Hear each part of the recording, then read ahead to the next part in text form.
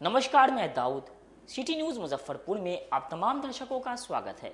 खबरों की ओर बढ़ने से पहले आइए नजर डालते हैं आज की मुख्य सुर्खियों पर। हेडलाइन के प्रायोजक हैं आवासीय उज्ज्वल विद्यापीठ। बच्चों के भविष्य के लिए एक कदम हमारे साथ बढ़ें। मनियारी थाना क्षेत्र में एक नाबालिग के साथ दुष्कर्म मामले में पुलिस ने 2 आरोपी को किया गिरफ्तार। देवरिया थाना क्षेत्र के विशनपुर में बारात में जा रही गाड़ी नहर में पलटी, चालक की हुई मौत।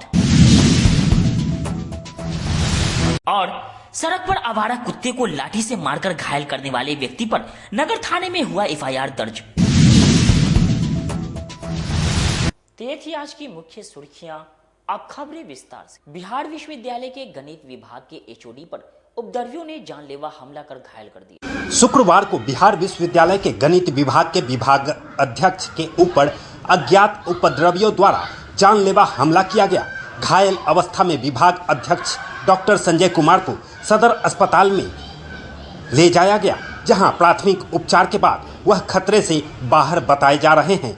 उनके सिर पर चोट की बात बताई जा रही है। पूरे मामले को लेकर कुलपति डॉक्टर दिनेश चंद्र राय ने बताया कि गणित विभाग के एचओडी डॉक्टर संजय कुमार के घायल होने की खबर मिलते ही सदर अस्पताल आए हैं। अभी मामले की जानकारी लेने के बाद ही कुछ बता सकेंगे। उन्होंने कहा कि वह घटना स्थल पर रवाना हो रहे हैं। फिलहाल यह पता नहीं चल पाया है कि डॉक्टर संजय को किसने और किस लिए जानलेवा हमला किया है। घटना की सूचना मिलने के बाद पुलिस मामले की छानबीन में जुट गई है। वहीं विश्वविद्यालय के लीगल हेड का कहना है कि गणित विभाग के विभाग अध्यक्ष डॉक्टर प्रोफेसर संजय कुमार अपने विभाग में बैठे हुए थे। इसी दौरान कुछ लोगों के द्वारा उन पर हमला किया गया, जिसमें वह जख्मी होकर बेहोश हो गए। उनके सर पर चोट लगी है। इलाज के बाद उन्हें सीटी स्कैन की सलाह दी गई है। अभी हम लोग उन्हें सीटी स्कैन के लिए ले जा रहे हैं। घटना की सूचना विश्वविद्यालय थाना को कर दिया गया है। विश्वविद्यालय सीसीटीवी फुटेज के आधार पर उपद्रवियों की पहचान की जा रही है। आना मुश्किल है। हमारे लाज ऑफिसर डॉक्टर प्रकाश ने हमको फोन किया कि सर संजय सर का फोन आया था और उनके सर में चोट लग गई है, ब्लीडिंग हो रही है, तो हम लोग जा रहे हैं। तो हम कहे चलो हम भी आते हैं। तो हम तो बंगले में थे, जल्दी से हाथ मुँह धोए, कपड़ा धोए। इन्हीं लोगों ने कहा कि डॉक्टर साहब को फोन किए थे, डॉक्टर साहब का नंबर बीच में आ रहा है, तो मैंने डॉक्टर साहब को फोन किया। ये भी कहीं सर मैं भी आ रहा हूँ। अब वही बताएंगे, थोड़ा रिलैक्स हो जाने दीजिए। अब वहाँ इसीलिए हमने कहा कि हम जाए। प्रोफेसर संजय कुमार हमारे हेड हैं मैथमेटिक्स के। हम जा रहे हैं, घटना स्थल पर ही हम जा रहे हैं। वहाँ के गार्ड से और अगल बगल के लोगों से पूछते हैं क्या घटना हुई। तब तक होता है कि स्कैन वगैरह हो जाने के बाद उसको पढ़ाए हुए हैं लोग, तो थोड़ा रिलैक्स हो नहीं, एकदम ठीक है। सर में टाका वगैरह लग गया है और टाका लगने के बाद वो स्कैन ले रहे हैं, तो एकदम खतरे से बाहर आए, लेकिन थोड़ा घबराए हुए। तो अभी थोड़ा रिलैक्स हो जाए और हम लोग की घटना पर अगल बगल के लोगों को जाकर ये पता बस ये चला है कि किसी लड़के ने इनको पे अटैक किया है। वो कौन है इससे ज़्यादा बता नहीं पाएंगे, इतना मैं बस कर सकता हूँ।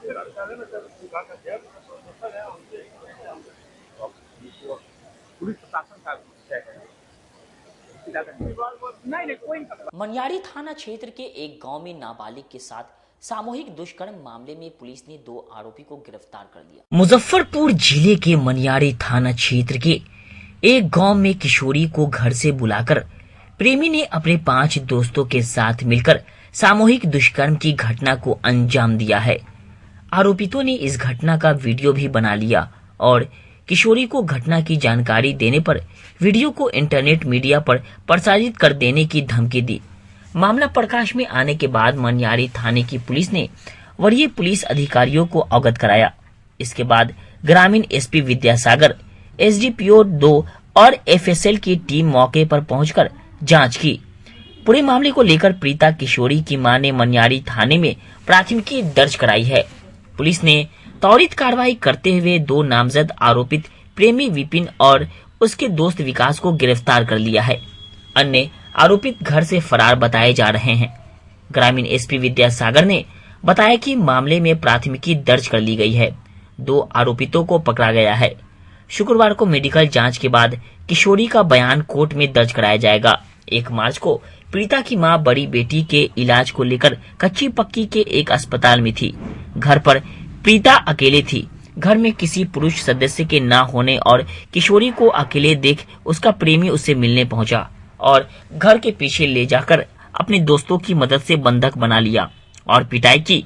इस पर कोई किशोरी रोने लगी और छोड़ देने की गुहार लगाई। इस पर आरोपित जान से मार देने की धमकी देकर उसके साथ सामूहिक दुष्कर्म की घटना को अंजाम दिया गया है। 2 को गिरफ्तार कर लिया गया है। अन्य की गिरफ्तारी के लिए पुलिस छापेमारी कर रही है। मेरी मम्मी घर पर नहीं थी और दीदी का आठ उजरा गया था तो वही हॉस्पिटल गई थी। तो हम पीछे निकले ना बाथरूम के लिए तो हमको एक लड़का ले गया, उसके साथ 5 लड़का था। अच्छा। और वो लोग हमको साथ गलत किया। कितने लड़के थे? 6 लड़के। आपके घर पे या घर से अलग? घर के पीछे।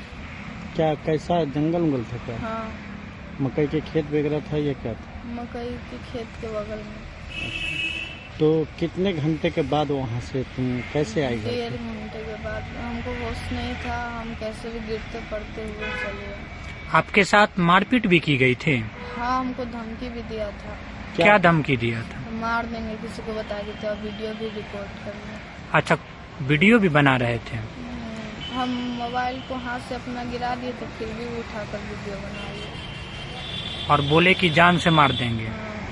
आप बोले नहीं कि हम अपने माता पिता को बताएंगे? हम बोले तो वो बोला कि हम जान से मार देंगे तो बताओगे। तो आप डर गए? इस बात की सूचना सबसे पहले किसको दी है? हम किसी को नहीं बताया। जब मेरा तबीयत खराब हुआ ना तो मेरे जीजा जी आए थे हमको लेने तो और उनकी बहन, तो उनको बताए थे। और जिस समय आपके साथ वो 6 लड़के गलत किए उस समय घर पे कौन लोग थे? कोई नहीं था। आप अकेले थे? हाँ। कितने बजे की ये घटना है? 6 बजे। शाम के 6 बजे। हाँ। आप कुछ कर रही थी उस समय?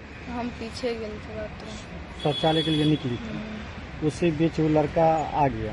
हाँ। क्या वो लड़का से कभी आपका बातचीत भी चलता था? नहीं, वो मेरा हम उसको नहीं। और जितने भी वो जो लड़के थे आपके गांव के ही हैं? सभी को पहचानती है? हाँ।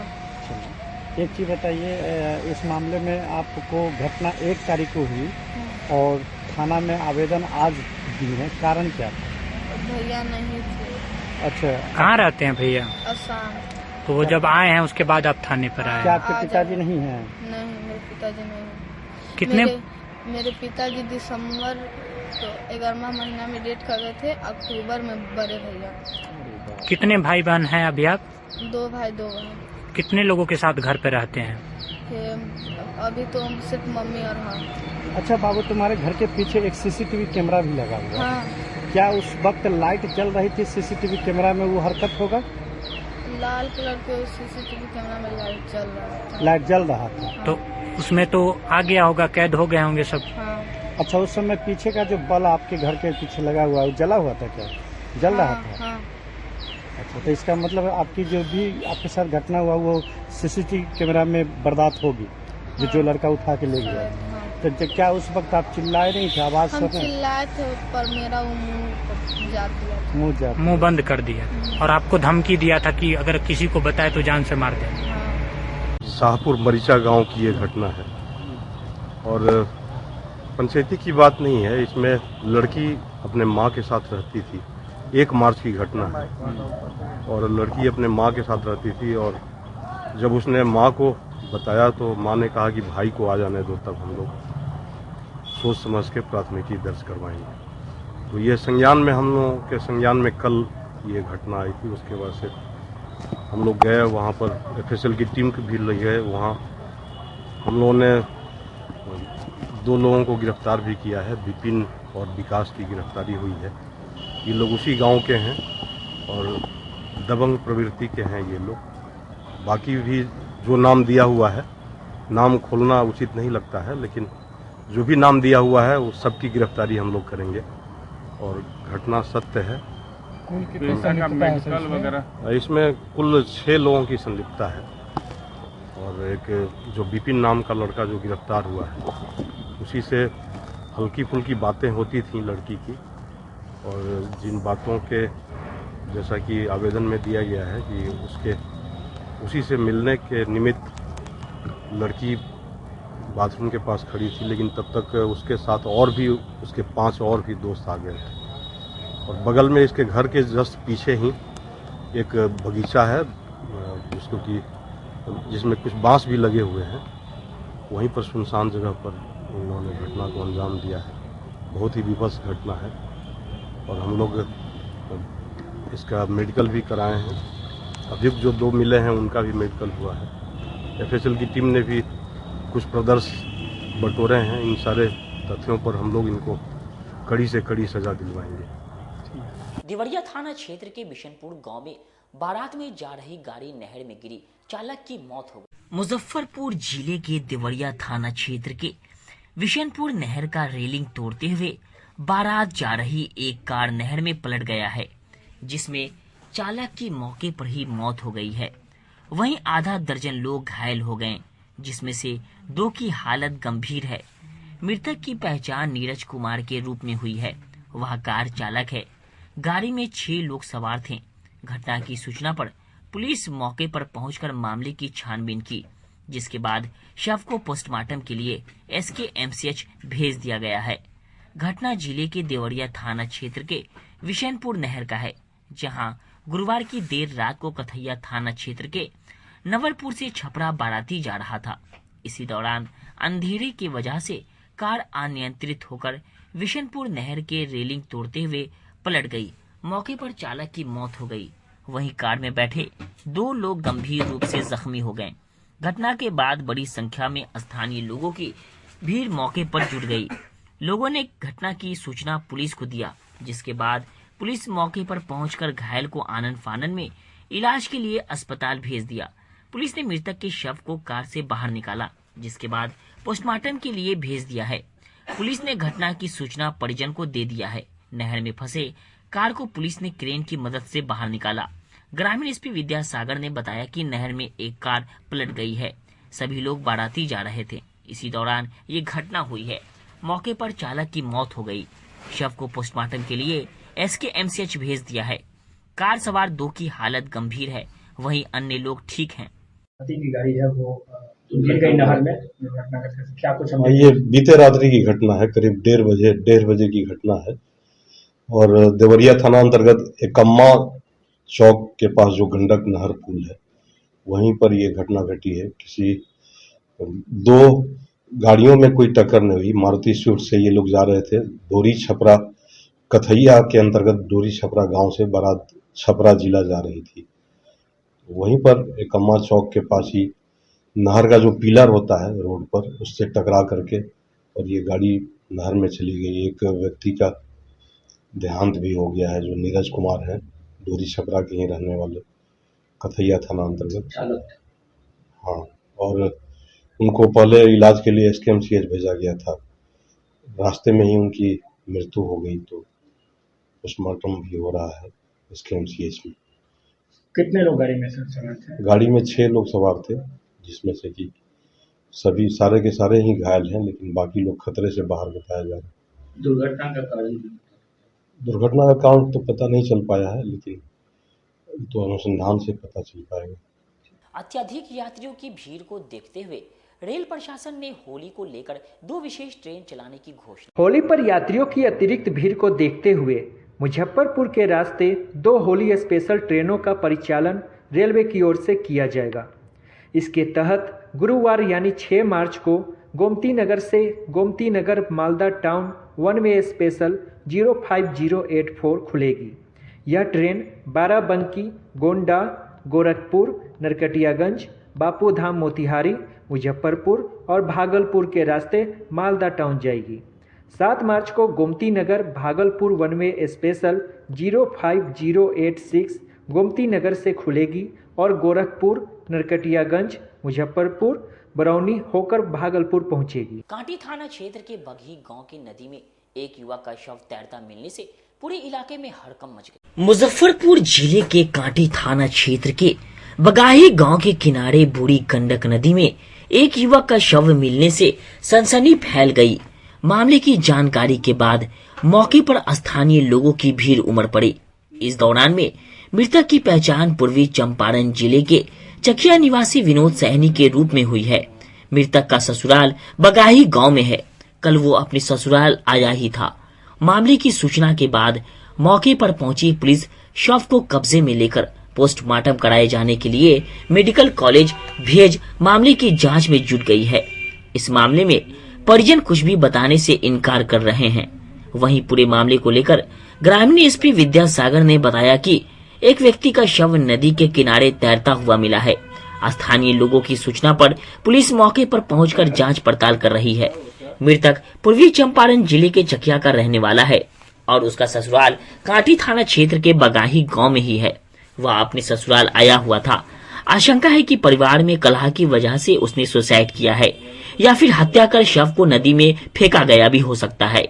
हम सभी बिंदुओं पर जांच कर रहे हैं। पोस्टमार्टम रिपोर्ट आने के बाद ही मौत की वास्तविकता का कारण पता चल सकेगा। गंडक नदी में अज्ञात व्यक्ति का शव मिला है। हाँ, ये बंगाही गांव के स्थित गंडक नदी है। गंडक नदी में ही इसका डेड बॉडी प्राप्त हुआ है। इनका नाम चकिया के रहने वाले हैं विनोद सहनी, चकिया मोतिहारी के रहने वाले हैं। ये अपने ससुराल में आए थे, जो बंगाही में ससुराल था, और यहीं पर प्रथम दृष्टया तो लग रहा है कि कुछ झगड़ा झंझट हुआ होगा, जिससे कि या तो संदेहास्पद अभी चल रहा है, अभी तो अनुसंधान चल रहा है, लेकिन संदेहास्पद स्थिति में ये लग रहा है कि कहीं इनको कोई ढकेल दिया या फिर अपने से ये नदी में कूद गए। तो अभी परिजनों का भी हम लोग बयान ले रहे हैं, उनके गांव से भी लोग आ रहे हैं। अभी तत्काल एफएसएल का इंतजार किया जा रहा है। एफएसएल टीम के आने के बाद से पोस्टमार्टम में डेड बॉडी को भेजेंगे। पोस्टमार्टम के बाद ही क्लियर हो पाएगा कि पोस्टमार्टम के बाद बहुत सारा चीज़ क्लियर हो जाएगा, और जो घर से परिजन आ रहे हैं वो भी कुछ बताएंगे। अभी ससुराल वाले तो केवल इतना ही बता रहे हैं कि काफ़ी तैश में थे रात में, और हो सकता है कि अपने से ये नदी में कूद गए। किसके यहाँ ये आए थे और क्यों आए थे, ये पता चलता? हाँ, ये पता नहीं चल पाया है, लेकिन बंगाही गांव में ही अपने ससुराल में आए थे। होली 14 या 15 मार्च को होगी, इसको लेकर लोगों में काफी कंफ्यूजन है। गरीबनाथ मंदिर के प्रधान पुजारी विनय पाठक ने इस कंफ्यूजन को दूर किया। होली और होलिका दहन को लेकर कई लोगों के मन में डेट और तारीख को लेकर कई सवाल है। गरीबनाथ मंदिर में प्रधान पुजारी पंडित विनय पाठक की अध्यक्षता में एक बैठक हुई। इसमें शामिल विद्वानों के अनुसार होलिका दहन 13 की रात में होगा और होली 14 व 15 मार्च को मनाई जाएगी। पंडित पाठक ने बताया कि लोग अपने कुल देवता की 15 मार्च को पूजा करेंगे और अबीर मिष्ठान चढ़ाएंगे। स्नान दान के लिए काशी क्षेत्र में रंग की होली 14 मार्च को मनाई जाएगी। शास्त्रीय प्रमाण एवं परंपरा के अनुसार उदया तिथि चैत कृष्ण प्रतिपदा को रंग की होली मनाई जाती है। 15 मार्च शनिवार को रंग की होली का पर्व काशी से अन्यत्र सर्वत्र जगह मनाया जाएगा। होलिका दहन तो 13 को रात्रि 10:37 के बाद होगी। कहीं उसके पहले भद्रा आ जाता है और दिन में 10 बजे के बाद पूर्णिमा भी आ जाती है। तो पूर्णिमा के रात्रि या संध्या काल में पूर्णिमा मिलता है, उसी दिन होलिका दहन होती है। और भद्रा समाप्ति के बाद तो भद्रा में 2 कार्य नहीं करते हैं। इसे हमारे धर्मशास्त्र में विहित है कि होलिका दहन और रक्षाबंधन भद्रा में नहीं की जाती है। भद्रा बात की तो 10:37 तक भद्रा, उसके बाद भद्रा समाप्त हो जाती है। तो 10:37 के बाद होलिका दहन होगा 13 तारीख को। 14 तारीख को दोपहर के बाद परिवार है, इसका पहले पूर्णिमा रही तो उदया तिथि के पूर्णिमा है। और पूर्णिमा आपको दिन में 11:11 तक पूर्णिमा रह रही है। तो पूर्णिमा काल में होली नहीं खेली जाती है। और कल होके फिर 15 तारीख को परिवार रह रही है, तो उसी दिन होली मनाई जाएगी। ऐसा जितने भी पंचांग है, किसी पंचांग मतभेद नहीं है, सब पंचांग है। क्योंकि कुछ लोग जो अपने ही समाज के लोग हैं, तो थोड़ा सा खाना पीना और ये करते हैं और तो नहीं। तो हम मेरा मत है, पर्सनली मेरा मत है, जो 14 को जो मनाते हैं सो मनाए, लेकिन 15 को जो कुल देवता को अबीर चढ़ता है या देवी देवता को जो अबीर चढ़ता है, कुआं मिष्ठान चढ़ता है, वो 15 को ही चढ़ेगा। ओवरऑल होली 15 को मनाई जाएगी। निश्चित रूप से किसी पंचांग के अनुसार 15 को, ऐसे 14 को भी आप मना सकते हैं, मनाने के लिए कोई मनाही नहीं है, लेकिन नियम तक 15 को होली हो। मोतीपुर थाना क्षेत्र के महावीर चौक पर चोरों ने मोबाइल दुकान का ताला काटकर लाखों की चोरी की। मुजफ्फरपुर में बेखौफ चोरों का आतंक रुकने का नाम नहीं ले रहा है। एक बार फिर बेखौफ चोरों ने मोतीपुर थाना क्षेत्र के महावीर स्थान हॉस्पिटल रोड में चोरों ने एक मोबाइल रिपेयरिंग दुकान को निशाना बनाया और लगभग 60,000 के सामान की चोरी कर ली। चोरी की सूचना आसपास के दुकानदार से मिलने के बाद पहुंचे प्रीत दुकानदार मुन्ना कुमार ने बताया कि कल देर शाम दुकान बंद कर अपने घर चला गया था, जिसके बाद आधी रात को स्थानीय लोगों द्वारा सूचना मिली कि दुकान में चोरी हो गई है। जब दुकान पहुंचा तो देखा कि सामान बिखरा पड़ा है और बनाने के लिए आए ग्राहकों का 8 एंड्रॉयड मोबाइल फोन के साथ में बैटरी, चार्जर और एसेसरीज की चोरी कर ली गई है। वहीं चोरी की घटना की पूरी वारदात सीसीटीवी कैमरे में कैद हो गई है। सीसीटीवी फुटेज के साथ पुलिस को आवेदन दिया गया है। मेरे दुकान में चोरी हुआ है। कब की घटना? कल की घटना है। कल कितना बजे? कल वही हमको 2 बजे करीब में 2:30 में हमको फोन आया था रात को। जी। उसके बाद आया घर से दुकान पर, देखे कि ताला टूटा हुआ है और कुछ ग्राहकों को मोबाइल रिपेयरिंग का था, रिपेयरिंग करके रखे हुए थे, फोल्डर लगा के उसका मोबाइल 8 पीस गायब है। चार्जर, हेडफोन, ये सब जो भी है, कवर उवर, ये सब आधा कस के ले गया। किस चीज का दुकान? मोबाइल का दुकान है, रिपेयरिंग करने का। हाँ। कहाँ पर है दुकान? महावीर स्थान हॉस्पिटल रोड। लगभग कितना का सामान का चोरी हुआ? लगभग 50 से 60 हजार के रेंज में हुआ। आपको सूचना कैसे मिली, किसके द्वारा? हमको सूचना मिला कि 2 बजे करीब में राम बाबू चार जो है नीचे आए। उसको बाद हमको इन्फॉर्मेशन मिला तो आए, तो थाना भी थे यहाँ पर। हाँ, थाना भी देखो के गया, फोटो तो खींच के चले गए लगभग 2:30 बजे करीब में। क्या नाम हो गया आपका? मुन्ना कुमार। घर कहाँ हो गया? बखरा। दुकान बाजार में है? हाँ, बाजार में है, महावीर स्थान। नगर निगम द्वारा स्वच्छता सर्वेक्षण की टीम होली में राशन देने का गलत झांसा देकर भरवा रहे हैं फीडबैक। देखिए ये रिपोर्ट। मुजफ्फरपुर नगर निगम स्वच्छता सर्वेक्षण को लेकर सर्वे कर रही है, जिसका निरीक्षण केंद्रीय टीम करेगी। स्वच्छता सर्वेक्षण की रैंकिंग में सुधार के लिए शहरवासियों को ऑनलाइन मोबाइल से फीडबैक देना है। प्रचार प्रसार में कमी की वजह से ऑनलाइन फीडबैक बहुत कम लोगों ने भरा।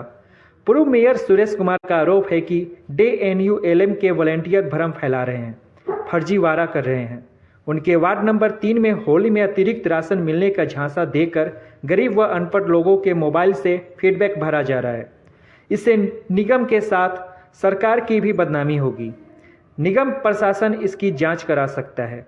उन्होंने उप नगर आयुक्त से इसकी शिकायत की है। स्वच्छता सर्वेक्षण चल रहा है, ये हम लोग भी थे, उस समय भी स्वच्छता सर्वेक्षण चलता है और केंद्रीय टीम इसमें आती है।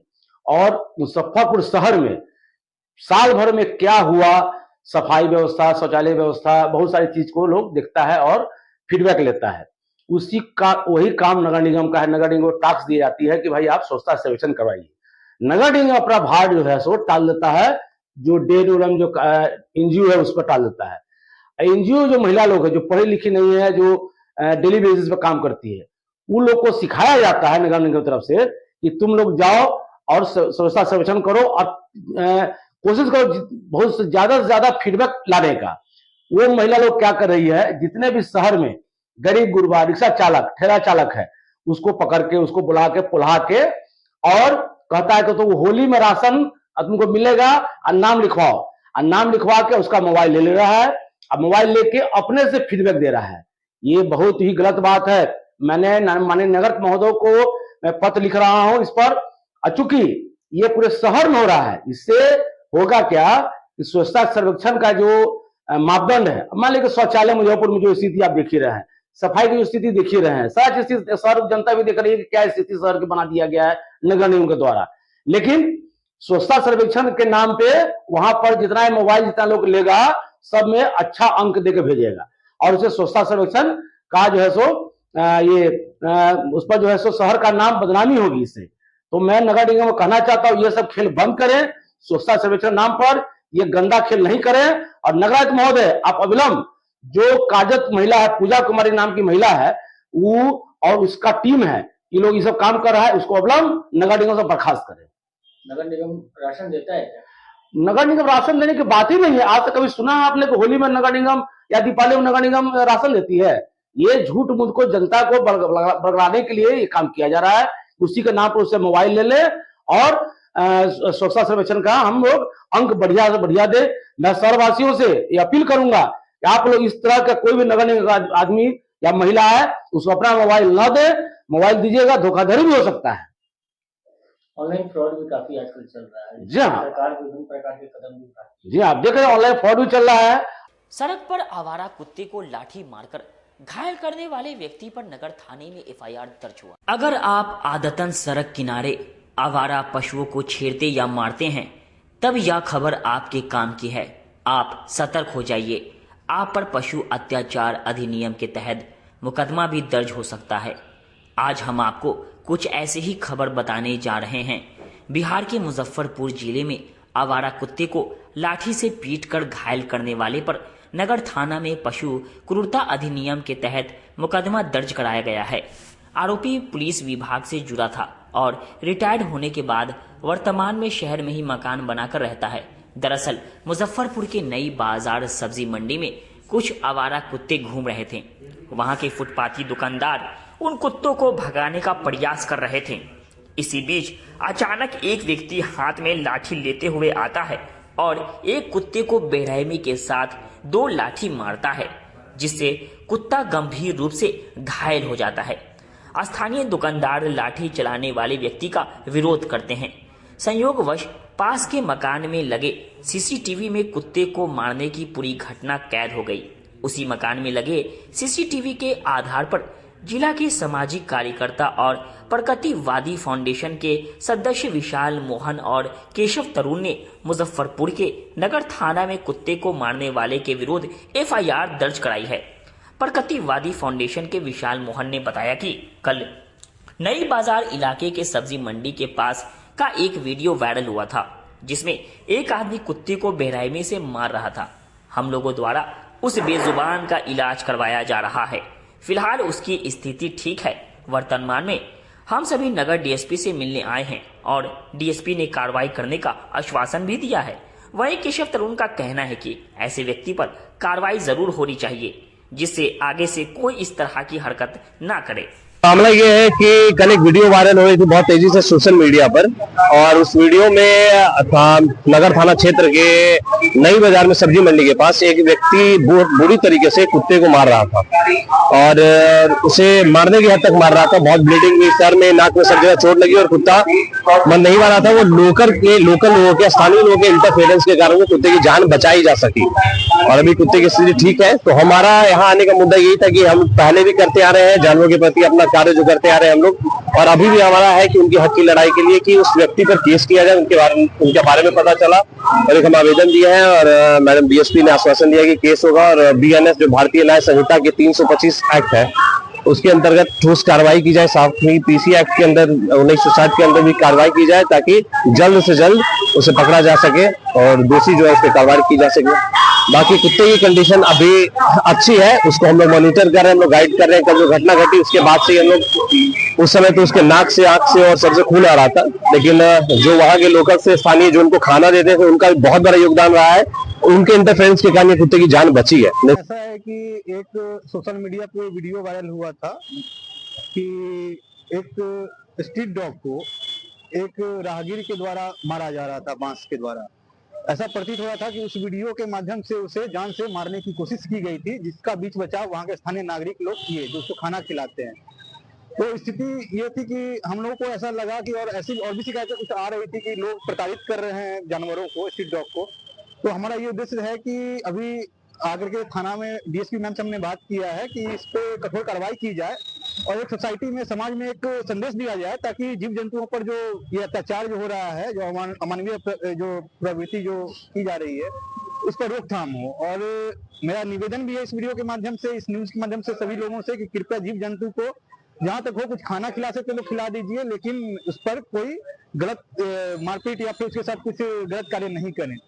यही हमारा वक्त हो चुका है एक छोटे से ब्रेक का। बने रहे हमारे साथ, देखते रहिए सिटी न्यूज मुजफ्फरपुर। हम पढ़ाई के साथ साथ बच्चों में विश्वास जगाते हैं।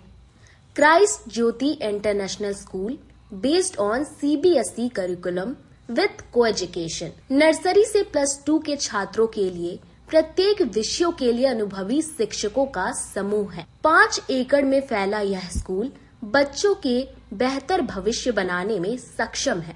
अत्याधुनिक साइंस और कंप्यूटर लैब के साथ स्कूल को बेस्ट डिसिप्लिन का अवार्ड भी मिल चुका है। पढ़ाई के साथ छात्रों की शारीरिक क्षमता बढ़ाने के लिए विभिन्न खेलों का विशेष प्रशिक्षण भी दिया जाता है। नर्सरी से +2 तक के लिए नामांकन प्रारंभ है। हमारा पता है Christ Jyoti international school, Dharmoday Sthali, Madhopur, Tusta, Muzaffarpur. Contact us on 947122108735264757। मैं प्रिंसिपल क्राइस्ट ज्योति कृतिका मृणालिनी अपने बच्चों के बारे में, अपने स्कूल के भविष्य के बारे में बेहतर निगरानी रखती हूँ। मेरे स्कूल में क्वालिटी बेस्ड एजुकेशन होता है। हमारे स्कूल को हाल ही में बेस्ट डिसिप्लिन अवार्ड से नवाजा गया है। हमारे शिक्षक ट्रेंड हैं, अनुभवी हैं और हम अपने बच्चों को पारिवारिक माहौल में पढ़ाते हैं। अपने सपनों की आशिया को दे एक नई पहचान माँ भवानी डेकोर प्राइवेट लिमिटेड के साथ, जो है ऑथराइज्ड डिस्ट्रीब्यूटर ऑफ कजारिया। देश की मिट्टी से बनी टाइल से देश को बनाते हैं और जहां मिलती है सभी प्रकार के Indian and imported granite, marble, sanitary एवं कोटा स्टोन का अनोखा एवं आकर्षक संग्रह। माँ भवानी डेकोर प्राइवेट लिमिटेड मतलब a complete floor solutions. New 0 mile Dadar road, Muzaffarpur. Call 9934753111। लगातार 10 वर्षों से विभिन्न परीक्षाओं में सर्वश्रेष्ठ परिणाम। हम हैं आवासीय उज्ज्वल विद्यापीठ मुजफ्फरपुर। इस स्कूल में सर्वश्रेष्ठ कोचिंग पैटर्न से बच्चों को पढ़ाया जाता है। प्ले से 10वीं तक की पढ़ाई स्वच्छ वातावरण में कराई जाती है। यहाँ आधुनिक छात्रावास की व्यवस्था है। उज्ज्वल विद्यापीठ का मुख्य उद्देश्य रामकृष्ण मिशन, नवोदय नेतरहाट, सैनिक स्कूल, सिमुलतल्ला गुरुकुल, सिंधिया कन्या विद्यालय जैसे अनेक भारतवर्ष के प्रतिष्ठित विद्यालयों में कुशल प्रशिक्षित अनुभवी एवं शहर के सर्वश्रेष्ठ शिक्षकों द्वारा तैयारी कराई जाती है। 1.5 एकड़ में फैला इस स्कूल का वातावरण काफी शांत है। Free computer classes, science lab और स्मार्ट क्लासेस है। साथ ही इंडोर और आउटडोर गेम की भी व्यवस्था है। तो अपने बच्चों के लक्ष्य के सपनों को पूरा कराना चाहते हैं तो आज ही आवासीय उज्ज्वल विद्यापीठ में अपने बच्चों का नामांकन करवाएं। हमारा पता है पोखरिया पीठ, अतरदा, मुजफ्फरपुर और हमारा कॉन्टेक्ट नंबर है 9708351851 और हमारा दूसरा नंबर है 8797122397 या फिर आप हमें कांटेक्ट कर सकते हैं 8409996658 पर। आजकल की बिजी जिंदगी में स्टाइल तो है, पर कंफर्ट का क्या? आपके इसी स्टाइल और कंफर्ट को बेहतर बनाने के लिए नीलकमल लेकर आए हैं first exclusive factory outlet showroom in Mithanpura Muzaffarpur, जहां home furniture, office furniture, mattress and wedding special पे up to 50% off with EMI facility. Style भी, कंफर्ट भी। उत्तर बिहार का पहला नीलकमल का एक्सक्लूसिव शोरूम आपका स्वागत करता है। एक बार सेवा करो। चाहे आपका पर्सनल स्पेस हो या corporate office, Marbonite full body vitrified tiles हर कोने को अपनी खूबसूरती से सजाता है। इस पर पड़ने वाले हर कदम को मिलती है एक ताकत जो देती है आगे बढ़ने का विश्वास। जॉनसन टाइल्स का उत्तर बिहार का सबसे बड़ा शोरूम साई कृपा ट्रेडर्स द्वारा जल्द मुजफ्फरपुर जिले के सकरी सरैया डुमरी रोड में खुलने जा रही है। जल्द ही उद्घाटन की तारीख की घोषणा होगी। Marbonite vitrified tiles by Johnson. Break के बाद एक बार फिर से आप तमाम दर्शकों का स्वागत है। आइए रुक करते हैं आगे की खबरों की ओर। अधिवक्ता बिल के विरोध में अधिवक्ताओं ने शहर में प्रतिवाद मार्च निकालकर जिला अधिकारी को ज्ञापन सौंपा। शुक्रवार को मुजफ्फरपुर सिविल कोर्ट के अधिवक्ताओं ने अधिवक्ता अधिनियम 2025 में संशोधन करने के विरोध में आक्रोश मार्च निकालकर राष्ट्रपति को संबोधित 6 सूत्रीय ज्ञापन डीएम को सौंपा। अधिवक्ताओं ने कहा कि सरकार अपनी कठपुतली बनाकर प्रत्यक्ष और अप्रत्यक्ष रूप से अधिवक्ता संघों को खत्म कर बर्बाद करने का षड्यंत्र रचने का चक्र चला रही है। डिस्ट्रिक्ट बार एसोसिएशन और एडवोकेट एसोसिएशन ने भारत सरकार द्वारा अधिवक्ता अधिनियम 2025 में संशोधन का विरोध करते हुए आक्रोश मार्च निकाला और काला कानून वापस लो और जो हमसे टकराएगा चूर चूर हो जाएगा जैसे नारे लगाकर राष्ट्रपति के नाम संबोधित 6 सूत्रीय ज्ञापन डीएम सुब्रत कुमार सेन को दिया। पूर्व उपाध्यक्ष डॉक्टर संगीता शाही ने बताया कि अधिवक्ता संरक्षण अधिनियम में जो संशोधन दर्ज किए जाने प्रस्तावित हैं, वह अधिवक्ताओं की गरिमा, स्वायत्तता और स्वतंत्रता के विपरीत हैं। ये अधिवक्ता प्रोटेक्शन बिल लागू करने के लिए आज हमारा आंदोलन है। अब जो बिल आया है इसमें है कि अगर हम लोग क्लाइंट का पैरवी करते हैं और क्लाइंट हार जाता है तो फिर हम लोग से इसका भरपाई किया जाएगा। दूसरी चीज है कि हमें दूसरे बार में प्रैक्टिस करने से रोका जा रहा है। तीसरी सबसे बड़ी बात है कि जो हमारे आज जो अधिवक्ता एकत्रित हुए हैं उनके लिए प्रोटेक्शन नहीं है। हम अगर किसी का केस लड़ते हैं तो अगला पक्ष अगर हमें धमकी देता है या हमें जान से भी मार देता है, कई ऐसी घटनाएं हुई है कि जान से भी मार दिया गया है, तो पहले अधिवक्ता प्रोटेक्शन बिल लागू हो, उसके बाद आगे इस पर अन्य बिलों पर विचार किया जाएगा। अभी तो ये वापस लिया गया है, लेकिन यह पुनः संशोधित रूप में आएगा तो समाज के सभी स्टेक होल्डर से इस पर राय लेना है, उसके बाद ही आगे कोई भी विचार किया जाएगा। जी, डॉक्टर संगीता शाही, पूर्व उपाध्यक्ष, जिला बार एसोसिएशन मुजफ्फरपुर। शनिवार को मुजफ्फरपुर न्यायालय में लोक अदालत का आयोजन किया जाएगा, जिसकी तैयारी पूरी कर ली गई है। राष्ट्रीय विधिक सेवा प्राधिकार की ओर से कल मुजफ्फरपुर न्याय मंडल परिसर में राष्ट्रीय लोक अदालत का आयोजन किया जाएगा। इससे राष्ट्रीय लोक अदालत में कुल 52 बेंच का गठन किया गया है, जिसमें 10,000 केसों का निष्पादन करने का लक्ष्य रखा गया है। 35,000 नोटिस तामीला कराया गया है, जिसमें सुलहनीय मामले, मापतौल विभाग, वन विभाग, लेबर कोर्ट, बैंक, इंश्योरेंस समेत अन्य विभाग शामिल हैं। कल अंतर्राष्ट्रीय महिला दिवस को ध्यान में रखते हुए इस राष्ट्रीय लोक अदालत में 2 पीक बेंच का गठन किया गया, जिसमें सभी महिला जज, महिला अधिवक्ता, महिला कर्मी शामिल होंगे। इस अवसर पर मुजफ्फरपुर जिला विधिक सेवा प्राधिकार के प्रभारी सचिव गोपाल प्रसाद गुप्ता ने पत्रकारों को जानकारी देते हुए बताया कि कल के राष्ट्रीय लोक अदालत में 52 बेंच का गठन किया गया है, जिसमें 2 बेंच अंतर्राष्ट्रीय महिला दिवस को ध्यान में रखते हुए पिक बेंच का गठन किया गया है। 10,000 केस का निष्पादन करने का लक्ष्य रखा गया है। उम्मीद की जाती है कि इस बार भी समूचे बिहार में मुजफ्फरपुर न्याय मंडल प्रथम आएगा।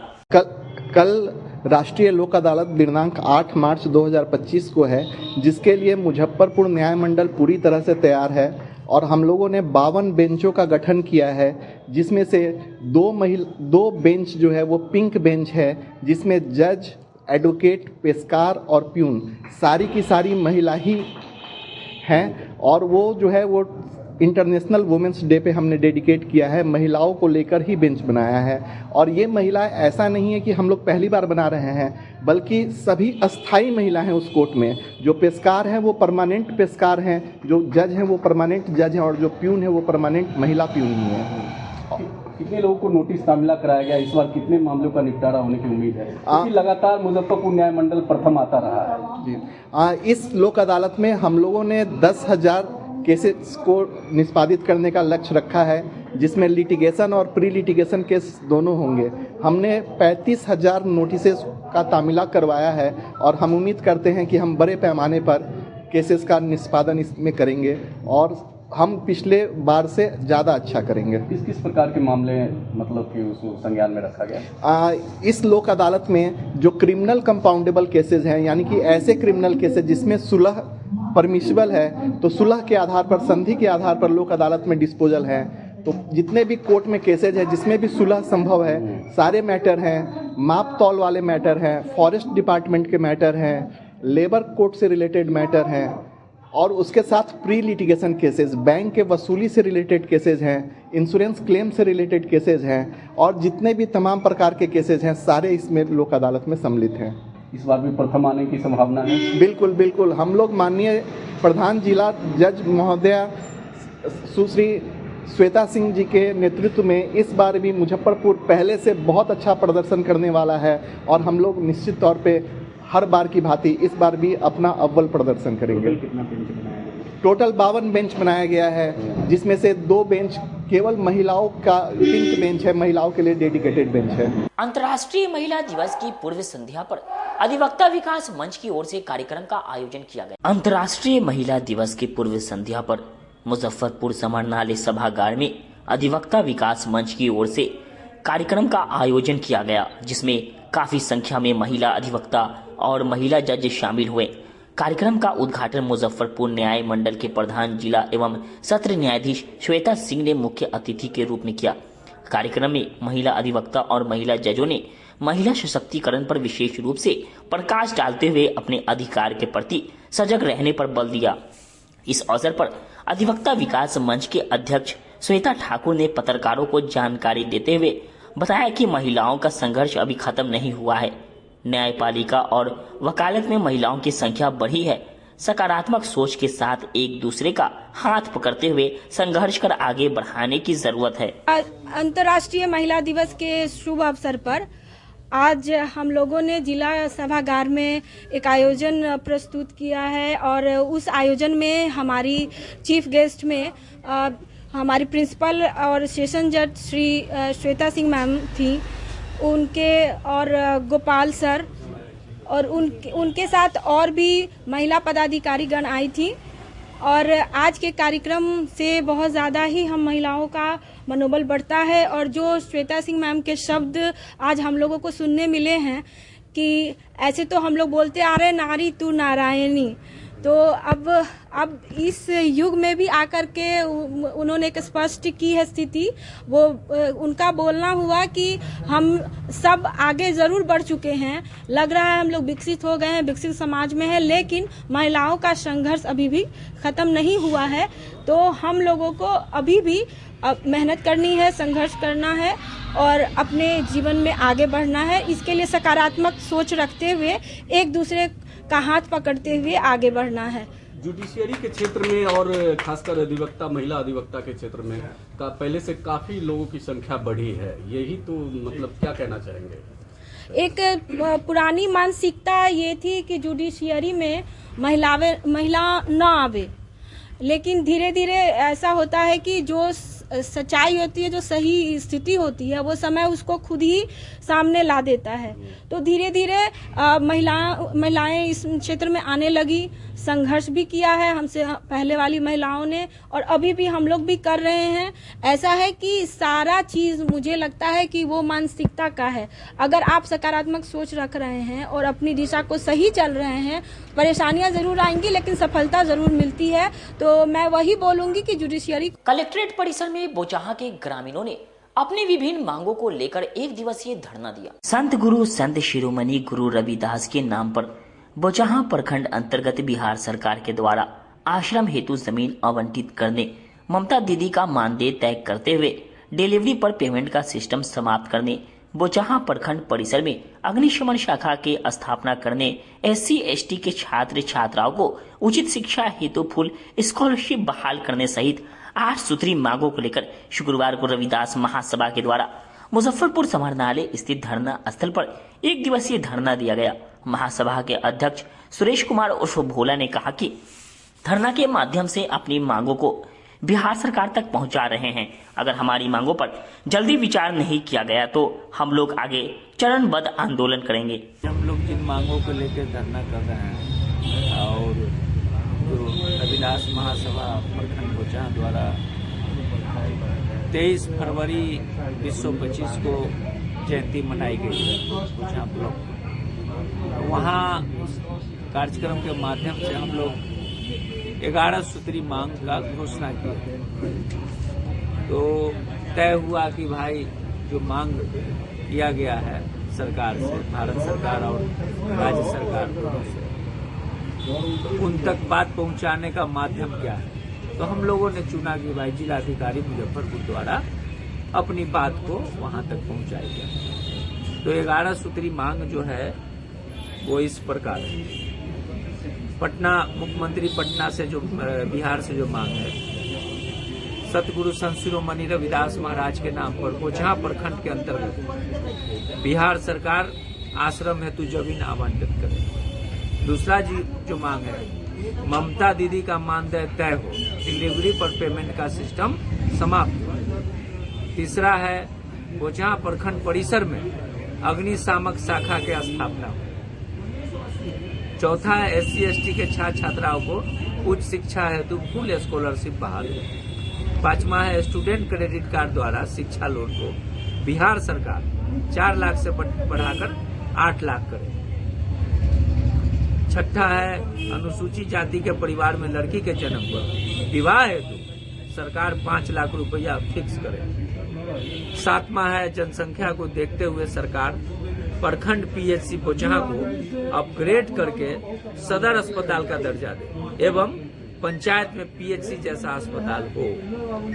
आठवां है सरकारी योजना एवं नौकरी आदि की जानकारी हेतु सरकार अपना अखबार निकाले, जो ये बिहार सरकार से मांग है। भारत सरकार से मांग है, चूंकि दोनों विषय एक ही है लेकिन 2 जगह पर डाला गया है छांट के।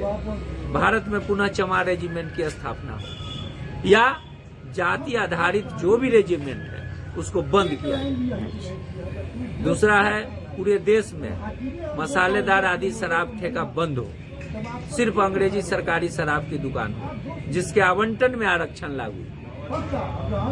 तीसरा है जो बिहार सरकार का ही उसमें है सरकारी योजना नौकरी की जानकारी सरकार अपना अखबार निकाले। SC/ST के छात्र छात्राओं को शिक्षा हेतु फुल स्कॉलरशिप बहाल हो।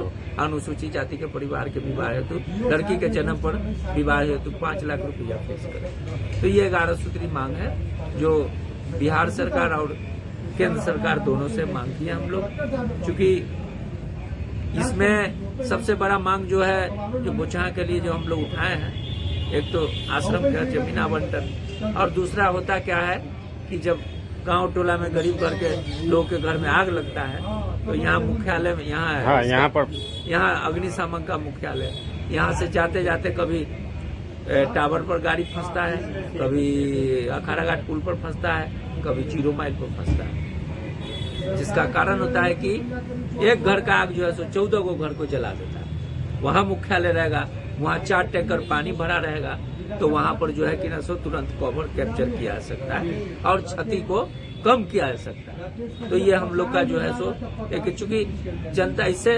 रविदास महासभा मांग कर रहा है लेकिन इससे लाभान्वित पूरा समाज होगा, पूरा टोला होगा, पूरा गांव होगा, पूरा प्रखंड होगा। तो हम लोग का चूंकि ये सामाजिक संगठन है और संत रविदास के लिए आश्रम के लिए जो बात है, आश्रम हो जाने से होता है क्या कि भाई में गरीब दुखिया के केकरो घर में शादी ब्याह जाए, लड़के लड़की देखने आया तो एक आश्रम जगह रहेगा, बना रहेगा, वहाँ पर उसका काम हो जाएगा, एक पानी का व्यवस्था रहेगा, वो शौचालय होगा।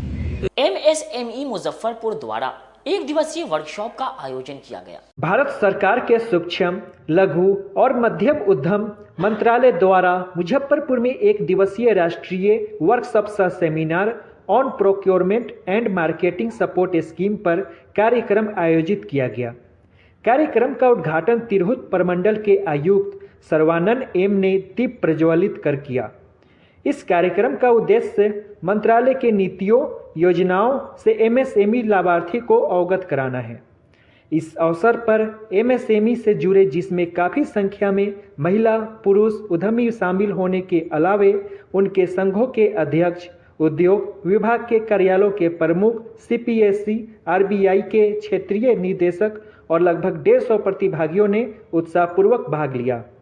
इस अवसर पर पत्रकारों को जानकारी देते हुए कार्यक्रम के मुख्य अतिथि तिरहुत प्रमंडल आयुक्त सर्वानंद एम ने बताया, procurement and marketing support scheme पर उद्यमियों के लिए आयोजित वर्कशॉप काफ़ी फायदेमंद है। ऐसा कार्यक्रम लगातार होते रहना चाहिए। MSME योजना में महिला उद्यमी को भी प्राथमिकता दिया गया है। वहीं MSME के संयुक्त निदेशक CSS राव ने बताया कि MSME का ये वर्कशॉप उद्यमियों को प्रोत्साहित करने के लिए स्कीम का लाभ लेकर आगे बढ़ना चाहिए। MSME अभी engine of growth to our economy, तो आप देखेंगे लास्ट 10 ईयर्स में काफ़ी प्रगति हुआ है इस क्षेत्र में। तो इस वर्कशॉप बेसिकली जो एंटरप्रेन्योर्स को, MSME एंटरप्रेन्योर्स का एक मौका है जो अपना बात रख सकते हैं, अपना सक्सेस स्टोरी से शेयर कर सकते हैं, क्लैरिफिकेशन सीख सकते हैं और क्या अपॉर्चुनिटीज़ है उसका कैसा अचीव करेंगे, कैसा एक्सप्लॉइट करेंगे, उसके बारे में अपना क्वेरीज पूछ सकते हैं। और एमएसएमई के द्वारा कई टेक्निकल सेशन ऑर्गेनाइज किया है, एक्सपर्ट्स लोग आए हैं, तो उन लोग अपना प्रेजेंटेशन में इन सारे चीज़ के बारे में अवगत कराए हैं। Basically it's going to be an interactive session और इसमें काफ़ी फ़ायदा एमएसएमई एंटरप्रेन्योर्स को मिलेगा। सो इसके लिए जो लोकल फील्ड ऑफिस है तो they are taking active role in organising. जो मेरा ये एक्सपेक्टेशन है, इस तरह का वर्कशॉप रेगुलर इंटरवल में होता रहना है, ताकि जो एमएसएमई एंटरप्रेन्योर्स के जो अपना एंटरप्राइजेस को जो सक्सेसफुली आगे ले जाने के लिए जो भी समस्या आएगी उसको दूर कर सकते हैं। सर, भारत सरकार खासकर महिला उद्यमियों को आगे बढ़ाने के लिए क्या क्या सुविधाएं दी है इसके बारे में? तो marketing is a challenge in any manufacturing. So MSME entrepreneurs के लिए already procurement supporting system government of India के द्वारा दिया गया है। उसमें 25%, उसमें 3% I think is reserved for women. So and there are many women entrepreneurs, they are leading enterprises. उद्यमियों को मार्केटिंग सपोर्ट देने के लिए ये कार्यक्रम का उद्देश्य है। इसमें बहुत सारा सेशंस, टेक्निकल सेशंस हम रखे हैं। उसमें जितना भी उनका समस्या है वो आप हमको प्रोजेक्ट कर सकते हैं, हम उनको समाधान देंगे। क्वालिटी का हो या मटेरियल प्रोक्योरमेंट का हो, उनका मार्केटिंग का हो, जो भी हो, ये सारा टेक्निकल सेशंस हम लाइन अप किए हुए हैं। आरबीआई से भी प्रतिनिधि आए हुए हैं, उनसे भी फाइनेंशियल लिटरेसी के बारे में भी एक सेशन है। ये मोस्टली ये इंटरैक्टिव सेशन है, ऐसा नहीं है हम बोलेंगे सुनेंगे, बीच में हमको रोक के वो अपना पक्ष रखने का भी मौका दिया जाता है। उससे उनका जो भी समस्या है वो दूर करने का प्रयास कर रहे हैं हम लोग। उद्यमियों को किसी प्रकार की दिक्कत ना हो, मेन उद्देश्य यही है। उद्यमी को तो अवेयरनेस क्रिएट करें, उनका क्या क्या स्कीम्स एमएसएमई विकास कार्यालय का थ्रू, गवर्नमेंट ऑफ इंडिया के थ्रू अवेलेबल है, उसको अवगत कराने के लिए ये कार्यक्रम किया जा रहा है। 2 साल पहले हमने मुजफ्फरपुर में किया है, अभी फिर पिछले साल छोड़ दिया, इस साल हम यहाँ कर रहे हैं। महिला उद्यमी भी काफ़ी संख्या में दिख रही है। काफ़ी महिला उद्यमी का भी एक पब्लिक प्रोक्योरमेंट पॉलिसी के अंदर 3% रिजर्वेशन है। वो 3% रिजर्वेशन में 2.5% ही पूरा हो पा रहा है। इसका मतलब आधा % क्यों नहीं हो पा रहा है, ये और हम उम्मीद रखते हैं, हम और मोटिवेट कर। माह रमजान के पहले जुमे को मस्जिद में नमाजियों की भीड़ देखी गई। मुजफ्फरपुर में माह रमजान के पहले जुमा को मस्जिदों में नमाजियों की उमड़ी भीड़, लोग वक्त से पहले मस्जिद पहुंचने लगे। पहले जुमा को जिला के सभी मस्जिद ने बच्चे, बूढ़े, जवान ने सफबंद होकर पहले जुमा की नमाज अदा की। शहर के कंपनी बाग मस्जिद, बैंक रोड मस्जिद, मारीपुर मस्जिद, इमामुद्दीन खान मस्जिद, कच्ची सराय मस्जिद, मस्जिद अहले बैत पक्की सराय, मोगल मस्जिद, अतरदा मस्जिद, जन्नती मस्जिद, मस्जिद बिलाल, नूरी मस्जिद के अलावा शिया जामा मस्जिद मोहल्ला कमरा, बीकनपुर शिया मस्जिद, मोहम्मदपुर मुबारक मस्जिद, कोलवा शिया मस्जिद, दामोदरपुर मस्जिद आदि में एहतमाम के साथ जुमा की नमाज अदा की गई। इस मौके पर मुल्क में अमन, शांति, सौहार्द, भाईचारा बना रहे, इसके लिए भी दुआएं भी की गई। रमजान के पहले जुमा पर कंपनी बाग मस्जिद के इमाम मौलाना आले हसन और शिया जामा मस्जिद मोहल्ला कमरा के इमाम मौलाना इतरत हुसैन नदीम ने क्या कुछ कहा, आइए देखते हैं इस रिपोर्ट में। आज रमजानुल मुबारक का ये पहला जुमा है और मोमिनीन माशाल्लाह मस्जिद में बहुत अच्छी तादाद के साथ आए। हम तमाम लोगों का ये फरीज़ा है कि माह सयाम में यानी कि रमज़ानुल मुबारक के महीने में हम सब से जितनी ज़्यादा से ज़्यादा हो सके नेकियां करें, अच्छाइयां करें, इबादतें परवरदिगार करें और लोगों को दावत दें हम कि वो नेकी की तरफ आएँ। पहले रमज़ान में हमने यही दावत दी है कि जितने भी अफराद हैं वो सब के सब अल्लाह की इबादत के लिए इस महीने में यकजा हों, जमा होकर के इबादत करें और एक साथ इबादत करने का मज़ा ही अलग होता है। साथ ही साथ इस रोज़े के महीने में हम सब रोज़ा रखते हैं और रोज़ा में अज़ान सुबह से लेकर के मगरिब की अज़ान तक हम लोग हर चीज़ को त्याग देते हैं, न खाना खाते हैं, न पानी पीते हैं, किसी भी तरह की कोई ग़िज़ा अपने दहन में नहीं ले जाते। क्यों? सिर्फ इसलिए कि हम एहसास कर सकें कि अगर थोड़ी देर के लिए हम भूखे रह जाएं तो हमारे ऊपर कैसा गुजरती है। लिहाजा हम लोग जो गरीब है उनके लिए एहसास करें। ये महीना इसीलिए है कि जो गरीब है, जिनके पास 2 वक्त की रोटी नहीं है और वो अपने लिए आज़ुका फराहम नहीं कर पाते, अगर वो भूखे रह जाते हैं तो कहीं ना कहीं इसमें हमारी ख़ता है। लिहाजा हम लोग इस महीने में इंशाअल्लाह अहद करेंगे। कोई रोज़ा के दिन इफ्तार कराता है तो उसका पूरे रोज़ा का सवाब मिलता है और उसके रोज़े में से कोई कमी नहीं की जाती। ये महीना सब्र का है, सब्र का बदला जन्नत है। ज़्यादा से ज़्यादा इस महीने के अंदर जो है इस्तग़फ़ार किया जाए, अल्लाह से मग़फ़िरत तलब की जाए और जहन्नम से पनाह मांगा जाए, जन्नत की तलब की जाए और इस अल्लाह तबारक ताला से अपने गुनाहों की माफ़ी मांगी जाए। इसी तरीके से अल्लाह के रसूल फरमाया कि जो शख्स भी रोज़े गुलाम के बोझ को हल्का कर देगा, अल्लाह तबारक ताला अपने हौज़ कौसर से क़यामत के दिन उसको जो है आबे कौसर पिलाएंगे। और इसी तरीके से जो है ये नफल का बड़ा फ़र्ज के बराबर सवाब है और एक फ़र्ज 70 के बराबर सवाब है। अल्लाह ताला ने इसको खैर बरकत के पहला अशरा रहमत का, दूसरा मग़फ़िरत का, तीसरा जहन्नम से आज़ादी का अल्लाह ने अता फरमाया है। दुआ है कि अल्लाह तबारक ताला हम सबों को जो है रोज़ा रखने की, कुरान पाक की तिलावत करने की, तरावीह पढ़ने की, ज़कात की, खैरात की, अतियात की, सदक़ा की तौफ़ीक नसीब फरमाए। अल्लाह ताला जो है तमाम इंसानों के अमल को कबूल फरमाए। और इस बात की भी दुआ है कि अल्लाह तबारक ताला पूरे दुनिया में अमन अमान कायम फरमाए, आपस में मेल मोहब्बत नसीब फरमाए। खुसूसन इस मुल्क के अंदर भी अल्लाह आपस में यानी मोहब्बत नसीब फरमाए, आपस में ताल्लुक़ नसीब फरमाए, नफ़रत को हटा करके मेल मोहब्बत और मोहब्बत की फ़िज़ा कायम फरमाए, मुल्क की तरक्की का ज़रिया बनाए, खैर व बरकत का नज़ूल फरमाए, हर बला से महफूज रखे। तमाम इंसानों को भी और मुल्क को भी अल्लाह ताला यह सालमियत नसीब फरमाए या इसको तरक्की नसीब फरमाए। वमा अलैना इल्लल बलाग। मेरा नाम मोहम्मद आले हसन। खबरों का सिलसिला यहीं होता है समाप्त। अब मुझे और मेरी पूरी न्यूज़ टीम को दीजिए इजाज़त। कल फिर मिलेंगे आपसे शहर की तमाम खबरों के साथ। नमस्कार।